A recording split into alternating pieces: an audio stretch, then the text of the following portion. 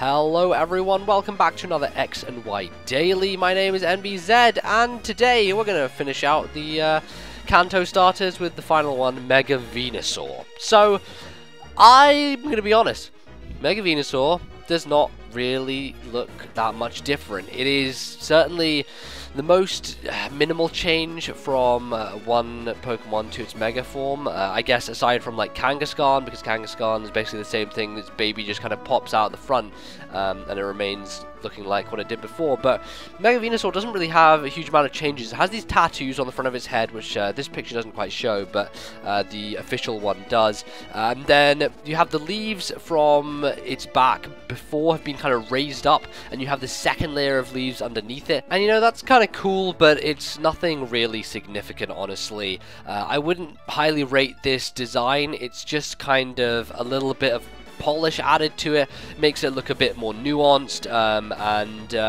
yeah, I don't know, it's okay. It's just nothing special in particular, and that's kind of why I'm hoping that there is a second Mega Evolution for Venusaur, and for Blastoise as well, so that we have maybe a complete color palette swap like you did with Charizard, and make it look significantly different with some added appendages and some crazy stuff going on. So that's what I'm hoping for, but for the moment we just have this. So let's move on then to the mechanical side of things. Venusaur, Mega Venusaur, does not actually change its type at all. It's going to stay Grass Poison, which is fine. It's actually going to lend it to some benefit this generation, obviously, with Fairy types being weak to Poison. That Stab Sludge Bomb is certainly going to come in handy, so you know, it's definitely got an advantage there. Now, the big deal and the major difference that we have is the combination of an increased defense and special defense stat along with Thick Fat. Now, what this essentially means for Venusaur is that it no longer has a weakness to fire and ice, because, as you know, Thick Fat reduces damage taken from fire and ice moves and brings it to a point where if it's something super effective, it's basically doing neutral damage. So this is actually a pretty massive thing if you're thinking about Venusaur defensively.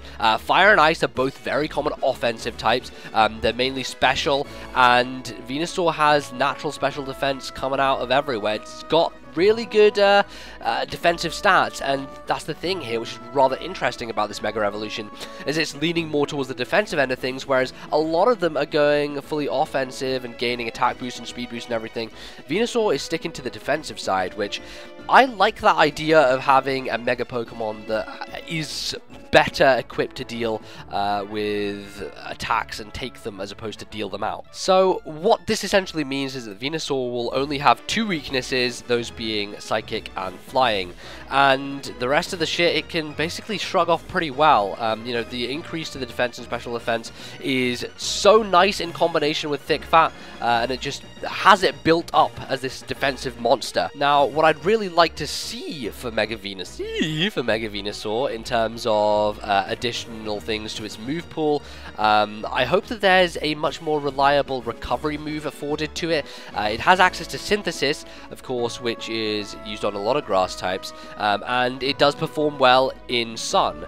And you know, Charizard, Mega Charizard Y has access to Drought, so that might be good if you're running it alongside it. But outside of that, there are other weathers, and they do kind of bring Synthesis down. It's not as effective without the Sun boosting it, and so having something nice like a standard Recover or even Slack Off, I think Slack Off probably fits it the most, just looking at it visually, that would be fantastic, and it would certainly aid it a great deal in being a strong and difficult to take down wall. So I'm looking forward to finding out its actual stat increases and how it does, but that's pretty much going to be it for Mega Venusaur, so I guess we're just going to wrap it up. So, thank you very much for watching, guys. If you did enjoy the video, do feel free to leave a like down below. That is, of course, very helpful. If you want to check me out on social media, you can follow me at Twitter at LordMBZ, and on Facebook, facebook.com/LordMBZ. Until tomorrow, have a fun, great day, etc., etc., and I will see you then. Goodbye.